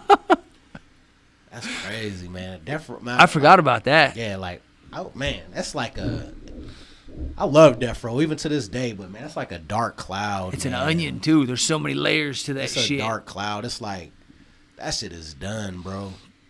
Like, I was very excited when Snoopy first bought that shit. I'm like, nigga, the Row's back. Death Row is back. I'm thinking, but you know, I got that old school mindset. I'm thinking he about to go get all the homies. The Dog Pound's doing Dog Food 2 on Death Row. Yeah. Crooked Eyes coming back to the Row. You know what I'm saying? The East Siders is going to drop a new project on the Row. Trey D and Goldie Low. You know what I'm saying? He's going to get Inhale. He's going to get Doggy Style. Like, that was my thoughts. You know what I'm sizzling? But it didn't. First thing I heard, he was doing an NFT label and shit like that. What the fuck is an NFT label? Like, what does that mean? I don't know. I mean, it has. I don't want to jump out and do too much more Googling, but it would be interesting to see because since he acquired the asset, Death Row, we haven't really seen much. You know what I mean? So maybe get that paperwork right. But maybe it was a lot to get in place, you know. And I would assume he didn't just buy it for nostalgia purposes. You know what I mean? I'm sure there's a long-term goal for what he plans to do with it. So I seen something where he signed a mariachi band. No cap. He said, shit, if it pays, it pays. Man, I don't like that shit, though. I ain't saying you got to sign some super gangster ass shit, but come on, man. Mercules and a mariachi band, like, I forgot. On Death Row? Like, this is what I don't know. It's the new no row. hate to Mercules, man. I just don't feel, I'm a Death Row baby, and I just don't feel like you're an ingredient for that. That's all, respectfully. It's the new row. It's the new row. Whew. California lifts ban on lowrider cruising. I didn't even know there was a ban on lowriders out there. How about that? After decades of being illegal, lowrider cruising is finally legal throughout the state of California. In areas such as East Los Angeles, where lowrider cruising has always been popular among young Latinos, cruising will no longer prompt a fine or a traffic stop. Customized lowriders have been a staple of the Cali culture, but in the 70s, cruising became illegal due to a rise in drive-by shootings and negative stereotypes of lowrider culture. So the homie broke this down for me a little while back. You know why lowriders have hydraulics on them? Because they put them in there? I mean, they're there because they added them. But do you know Right. why they added them? Like, there was an actual Tell me. purpose. Potholes. Okay. So everybody wanted to have these low scrapers and whatnot, and they put air rises on them to raise them up so when you drove them around, you wouldn't scrape out the bottom of your ride. No doubt. And so it was an actual functional purpose. And, yeah. That's crazy, dog. I all these years I never knew, you know what I'm saying? I didn't know you couldn't just ride through Cali. Like, you know what I'm saying? Being from the Midwest, you think when you go to Cali, that's what you're going to see. Low riders at the stop sign and shit. And what's up, nigga? Where you from? Where you claim? You know what I'm saying? But apparently they can't do that. That's only for the music videos or parking lots. Well, and I mean, I'm sure they can do a certain amount of it, but them dudes, like even in Vegas and shit too, them dudes come out deep. You know what I mean? And they got 100 cars or whatever, and so that parade of vehicles turns into, you know, you're stopping traffic at that point. Yeah. You know what I mean? And so I think they probably cracked down on it to try and, I mean, it was probably some bullshit. You know what I mean? But I think now they probably just, it's free reign. Shit, is TDE back? Top Dog Entertainment? You know what I'm saying? It's, I mean, they're there because they added them. But do you know why they added them? Like, there was an actual That's the homie J-Rock right there. Shout out J-Rock. I met J-Rock, too. J-Rock got a new compilation album dropping top of 2024. He said it's been 20 years since TDE. 20 years he's been in the game with TDE. And we're putting together a compilation album. Ooh. And he said, I don't know how many songs are going to be on it, but we got a majority of Black Hippie on that thing. Shout out Black Hippie. Yeah. So that's what? That's J-Rock. That's J-Rock, Kendrick, motherfucking Schoolboy Q. I can't remember all them guys. I think it's just those three, isn't it? I don't know. I think it is. Yeah, Kendrick. Yeah. At least those are the only three I ever knew in it. They had that one catchy ass song. Oh, I can't remember it. Yeah, when Show me some love, my love. When J-Rock was touring with Tech, man, I can't remember that shit. That shit was awesome. You know what I mean? I got to see him in Cedar Rapids, and we got him on EmceeTV, and we chopped it up with him and shit. He was cool as fuck. I think I met him at Sam Goody. Oh, dope. Out in Jordan Creek. Okay. I met J-Rock, Cali, Tech. Oh, yeah. FYE. FYE, there you go. Yep. I was at that one, too. That shit was hard as fuck. Yeah. I was chopping it up with J-Rock and shit. You know what I'm saying? I was like, he had that single with Weezy going crazy, that My Life. Yep. That shit was hard as fuck. Still is. Yeah. Still is. And I'm excited about that. TDE was a powerhouse. You know what I'm sizzling? They say they got the majority of Black Hippie on that thing, so obviously that's confirmation that Kendrick's on there. That's what everybody really wants to know, you know? So, yeah, it'd be dope to see that. Yeah, I'm looking forward to that. I fuck with motherfucking TDE, J-Rock specifically. Yeah. Man, that so yesterday being, I guess it's the 5th now, so 2 days ago on the 3rd. Okay. In Las Vegas, there was a 30-year-old man that was being sentenced for bodily harm. Was it attempted bodily harm? I think it was attempted bodily harm, or what's the one when I'm a good kid. I don't know nothing about no charges. When you whoop somebody's ass real bad, you know what I mean, and you cause like permanent damage. Like if you beating on somebody and you choke them, it's an extra charge because you're cutting off the airwave and shit, and so that's like an escalated charge. But if you do like special damage and whatnot, you know what I mean, like you break somebody's kneecaps or whatever, that's an escalated charge too because you're doing like permanent damage. And I think that this dude had been charged with that. I can't think. There's a term for it. I can't think of what the fuck it is. Drop a comment. Yeah. Drop a comment. Let me know what it's called. Oh, Kaepernick will let you know. But during the hearing, Delone Redden, 30 years old, rushed the judge's bench. Oh, shit. Rushed the judge's bench. This hit all the news waves, and it was a big deal. And he full Superman'd over the judge's bench. I had to have ran. Looked like it jumped over that bitch like Diamond Dallas Page. Oh, bro. Yeah. She was spooked. Oh, bro. Everybody was like, what the fuck? I watched this video probably 10 times. Like, holy shit. Each time I watched something different. I was watching the reaction on this dude's face over in the corner, and then over here. And then today I seen a clip that was even longer. And because in the one that they had on No Jumper, they cut it short. There's probably another 15 seconds of that dude trying to kick the judge while she's on the ground, and the bailiffs are punching him and trying to knock him down. No, Bill. Oh, bro. Bitch, I don't think so. You. Yeah. Yeah. That was some of the wildest shit that yeah. Hey, 2024 is cracking off with a bang, Cuddy. Yeah. It's a wild motherfucker right there. Cracking off with a fucking bang. I would anticipate that he ain't going to be out for a while. I think you probably get 25 years for just rushing the bench. Baby. Yeah, you ain't. I mean, I don't know. I don't think it's. I don't see that. I don't see that going over real well. You ain't never got down like that? No. You never slapped the judge because they ain't give you your motherfucking freedoms? No, yeah. Yeah. What'd you do? I mean, when I was in there for that speeding ticket, I just said, "I'm sorry." I'm sorry. Apologize. I apologize. I'm going to ride the brake, fam. All right? Holy shit. I'm sorry. Me too.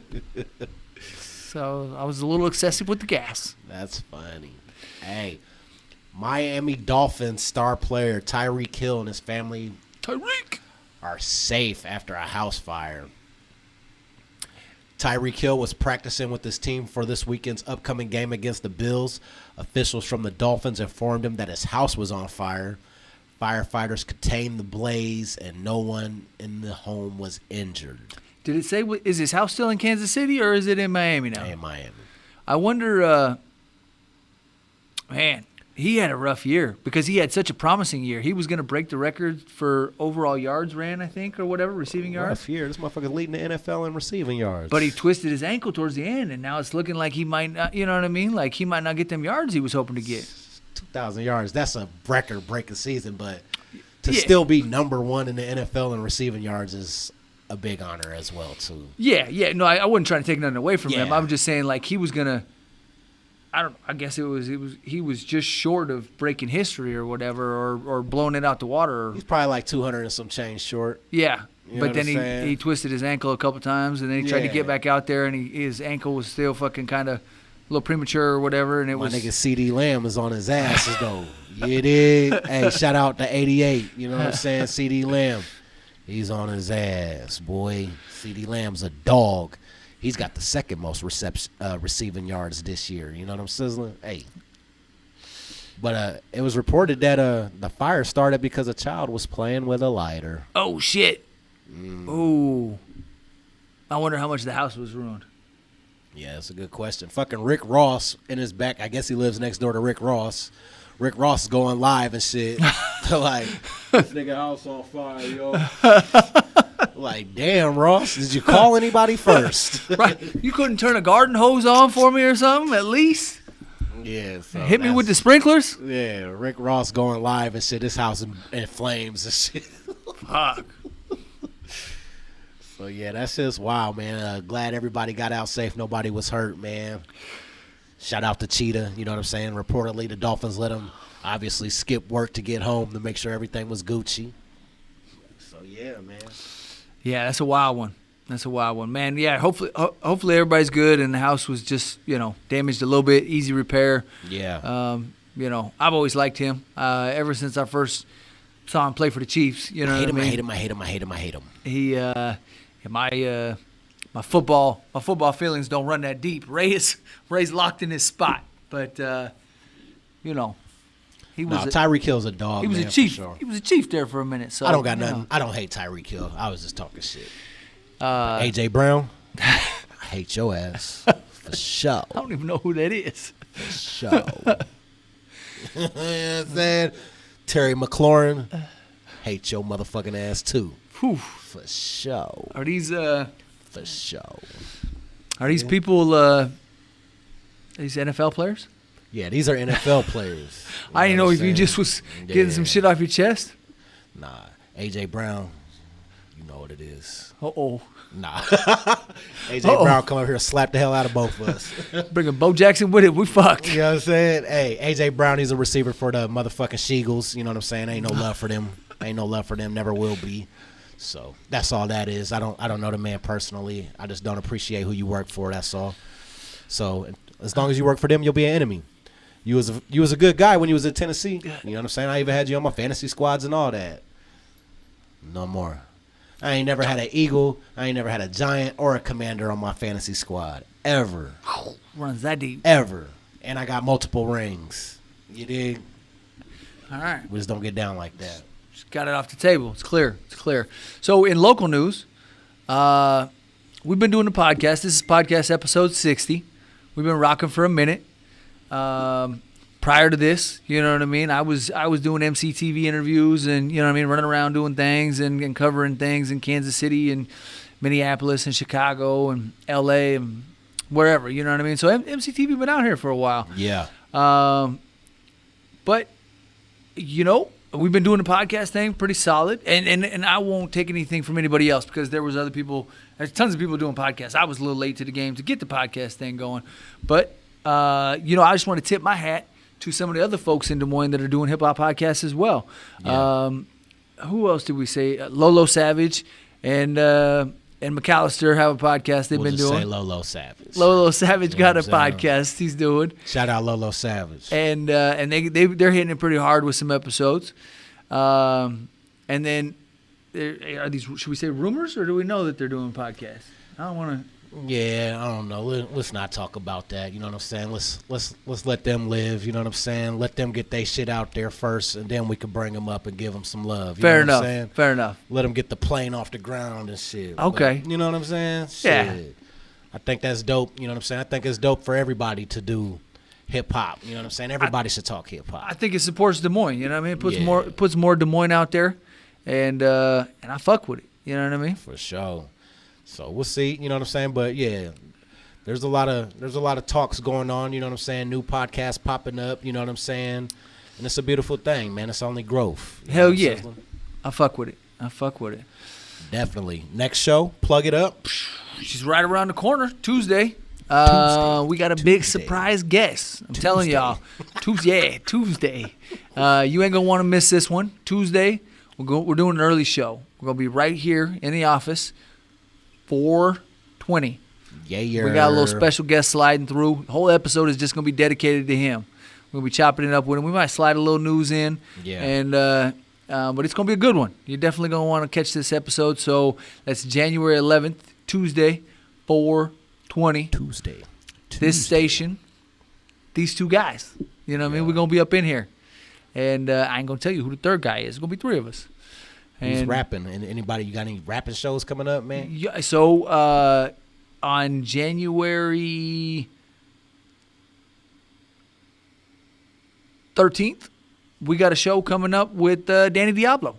Your shit's on the 13th? I think that's my shit. Just kidding. You got a show on the 13th. Yeah. What, I got the 14th? I know I got the 13th. Jesus, I'm terrible with dates. What's Thursday? Thursday. If Tuesday's the 11th, 12th, 13th. Isn't Thursday the 13th? I thought I had the 13th. Maybe you might have the shit. We both motherfuckers. Are we both on it? Oh, shit. I thought I had the 13th. Perhaps I don't, though. Oh, shit. I got a late show. I got the 13th. You got an early show? I got a late show. Are we double booked? You got a show on the 13th? Of Thursday? January 13th. Oh, see, now you got me fucked up.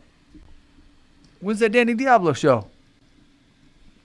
It can't be the 13th. I mean, it could be. I'm at a different venue, though. Oh. But I just never recalled you plugging the same date as me, though. Maybe you were, though. Where you at? Oh, you're at Good Vibes. Good Vibes. I'm the 11th. Okay, there. That's right. Sounds good now. That's a Thursday. Mine's a Saturday. Okay. I guess they both the 11th. Are they both the 11th? I think they're doing the 13th in Omaha or some shit. I'm so fucking confused. We trying to do a fucking promo show right now, and I think they got a date in Omaha on the 13th. Okay, so I got the 11th for the late show at Lefty's. The 9th is Tuesday. The 11th is Thursday. That's what it was. Okay. Like you saying the 13th, like, damn, man, when'd you book that? Shit. My bad. You just got to watch us work through that. That might be a short right there. Holy fuck. I don't know if it's short enough, though. That was messy. Y'all. January 11th. I'm at Lefty's Live Music with Danny Diablo, the Urban Outlaws. January 11th. 11th. That's the 11th. That's Thursday. I knew it was Thursday. I didn't know the fucking date. Thursday, January 11th. And Tuesday, we're going to be here. So we got 2 podcasts coming up next week, as normal. And we got 2 special guests. Yeah. Well, Thursday, we'll see if we get Danny Diablo on. But Tuesday is confirmed. We got somebody coming Tuesday. Jesus, this Tuesday. Yeah, if we got paid every time we said Tuesday and Thursday, we'd be fucking rich. January 13th, man. T-Bear's birthday kickback at Good Vibes venue. 6th Avenue, 1600 6th Avenue to be exact. I got my homegirl, Yo, it's Red. You know what I'm sizzling. She finna be rocking the microphone. I got the OG RJ Collier in the building. He finna be crooning. You know what I'm sizzling. And then I got my homegirl CC. She finna hit us with a stand-up comedy act. Catered by Give You a Belly Belly Barbecue. You know what I'm sizzling. We finna be slinging drinks up in that thing. It's a real peaceful place to be. Good vibes venue, 1600 6th Avenue. Doors open at 8 p.m., $10 admission. January 13th, that is a Saturday. Help us celebrate T-Bear's G-Day the right way. You dig? Nice. Hell yeah. That's 6th Avenue, Des Moines, Iowa. Yes, sir. That reminds me, I still have J-Mo's wedding present in my damn car. I've been toting around. I meant to give it to you last time. I didn't give it to you. Shout out to big homie J-Mo. He just literally hit me up like 9 minutes ago. Perfect. Well, no point. We'll just let it be a surprise again. I'll bring it to him fucking Friday. Jesus. What's Friday? Friday's Friday. It's the 13th. The 13th Saturday, bud. Man, I'm going to bring it to him Saturday. Did you not just hear everything we went through? You still got the shit wrong. It's the reason people have calendars. I ain't looking at one right now, obviously. Oh, man. Got Google notifications. Siri, help me out. Help me out, bitch. Uh-oh, she's going to yell at us. Never mind. Hey, shout out my foolie, Julie, too. Giuliano Doc, man. We got some. He's finna drop on GFG TV, man. We got some dope episodes finna come out. Me and my doggy, the Bored Dad. You know what I'm sizzling. We did an in-depth interview about his new album. You know what I'm saying? I Don't Bother a Soul. So look for that to come real soon. Episode 1. Well, shit. I think we hit all the notes on this one, man. I think Yes, sir, I think we gave them more than they deserve. Alrighty. We gave them just enough. I appreciate y'all tuning in.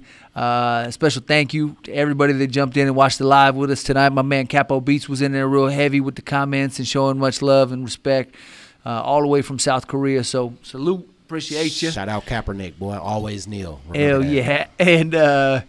And always a big thank you to my dog Ray West for riding with me. Yes, you know what I mean? We got 60 episodes in, and I'm about 34 in. Hey, I was gonna say it's been a fun ride, so I appreciate you. You know what I mean? Sitting, riding shotgun. Maybe you driving. Yes, I don't know who got the wheel. Are we British? I'm driving tonight. All right, he's got the. I can't even talk. So Based off your vernacular tonight, I'm driving. So. Fair enough. It's probably safer for both of us. Until next time, it's your boy that motherfucker Steve for EmceeTV. West, this is B-I-double-G, Big Ray West, representing the west side of Des Moines, Iowa, not to be confused with the coast, you know. And we out. Been known to snatch a piece or two. Y'all can't take over cause we gon' eat the you. Rock steady like a ginger brought Aretha through. This shit torture and I'ma keep feeding you. On that East Coast shit, y'all better duck down. Price on his dome, 5 on it like yuck mouth. When the plug get knocked, that's when the price jumps. American Nightmare, that's where the Spice won. Rappers running like Ricky in the alleyway.